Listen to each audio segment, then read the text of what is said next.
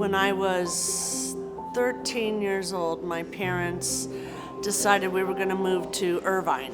And they bought a big house in Irvine, but they didn't know the color scheme. You know, back then you picked all your colors and your tile and your carpet and all that, and they were like conflicted. So they decided to go to Balboa Island and have lunch and figure out what color scheme they were going to have in their brand new house. Well, they go to a place called Van's Belgian Waffles, and my dad asked them, is this restaurant for sale? And the guy said yes. Ended up buying the restaurant right then and there at lunch. Yes, crazy. So then they drove back to Irvine and went from the biggest house to the smallest house because they weren't built yet, you know? You were buying one that's to fund this whole. So then they come home and go, guess what we did?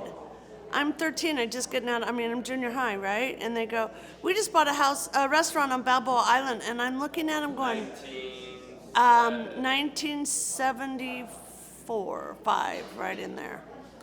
And I'm like, I'd never heard of Balboa Island. I was the one that had never been here because they came with my brothers when they were little. But when I was a little older, we did different things then. So that was my first exposure. I remember driving over the bridge for the first time with my parents and thinking, oh, this is like magical. It's like Disneyland. This was the coolest place I'd ever seen. And I couldn't believe I'd never been here in my entire life, right?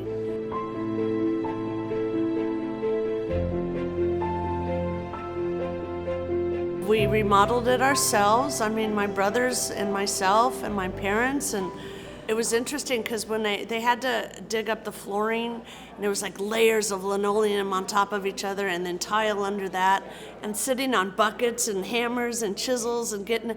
So we got to the point where there was a plumbing issue and they had to dig up. They actually found in the restaurant a pump that had been part of a gas station. The island.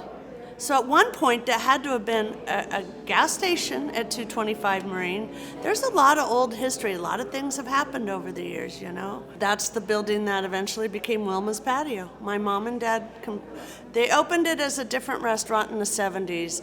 They were trying to copy the idea of back then, that's when Carl's Jr. started. And you would go up and you would order and they'd give you a number and you'd sit down and they'd bring it to you. So it was kind of like the crossover of fast food and dining. So my parents thought, oh, let's try that. Well, that flopped. Balboa Island did not want that.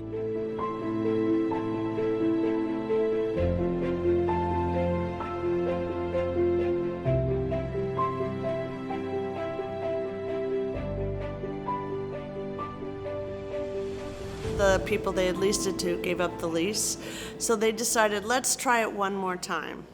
So they moved back down to the area. So there was a one-bedroom apartment above that restaurant on 225. So they moved in to the apartment, and this time they hired architects and the whole thing and completely remodeled the restaurant. And it came out really pretty. So they opened that in the 1982 September. Wilma's Patio, named at the architect named it. He thought that my mom hated her name. Whoa, Flintstones. Well, she was way before that time, but exactly, hated it. But the architect thought it'd be a good idea because it was a catchy, made you feel homey, you know, just saying Wilma's. So he named it Wilma's Patio, and this time this restaurant hit.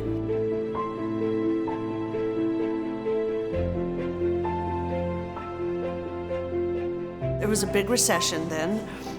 Interest rates were like 18%. Everything was horrible. And I'm living in the valley, you know, and I'd been laid off twice and going to night school and the whole thing. So let's see, live in the valley, keep struggling, or move to the beach. Okay, so let's move to the beach. And my then boyfriend moved down here with me, who's now my husband. And we started working for my parents a couple months after Wilma's opened, and the rest is kind of history. We got real successful real quick and stayed really successful. This is what people wanted. They wanted a casual family restaurant. That time, that's when the Jolly Roger was kind of waning, and they were expanding pretty heavily and going into different restaurants, so they let the lease go in '85. We're just going crazy. I mean, we were getting hour waits and getting a lot of notoriety, and my mom and dad, you know, grew up on the farm in Colorado. They didn't have formal educations. just really hard workers. My dad was very much the personality, so he was on the floor every day and talking with people, and the locals ate it up. And then in 1996, my father very unexpectedly passed away, or 95 rather, and 96, a year later. So my mom and I ran it, and my husband.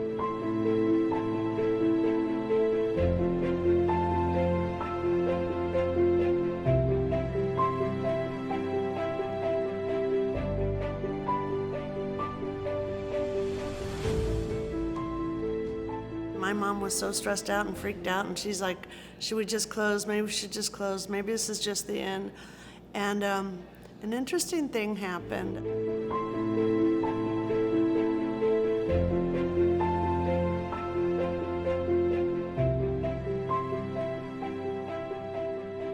They cut my mom a deal, said, don't even pay me until you sell your building. So we moved in. And it took about 8-9 months to sell our building. And you'll never guess. You did own your...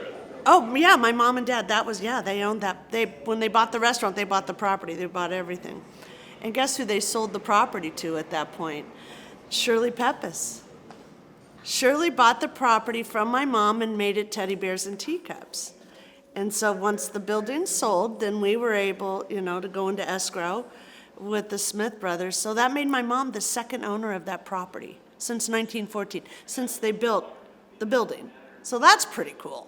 It's a double lot, and it was a lot easier to make it compliant for the ADA, the Americans with Disabilities Act. So we moved in, we closed the old Wilmas. And the day we closed, customers literally, they came and helped us move. They're grabbing all the chairs. They're walking down the street with their chairs, carrying the tables, carrying dishes. It was the funniest thing you've ever seen. 5 days later, Wilma's went from there to there, and it's like we grew up. Watching people come with their families, watching their families grow up, and then they keep coming back with their families. We had like 3 big families that came every single Sunday, and it was the Violas, the Vanesses, and the Rainies. And they were all related. They all grew up together in like Arcadia, but they all ended up in this area, and they would come every Sunday. And they would be like a party of 8 with their parents and their kids. And now they're like a party of 36 and they all still come, just not every single Sunday like they used to.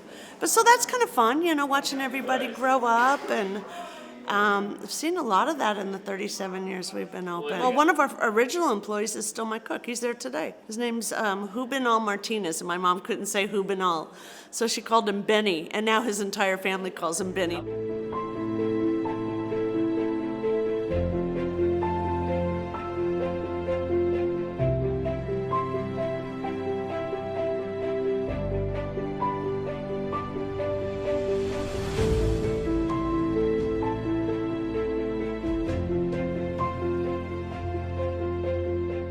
In my opinion, I think I have one of the most iconic buildings in Newport, between that and the pavilion, who ironically, guess who runs the pavilion now? The Salisbury family. So here we go again.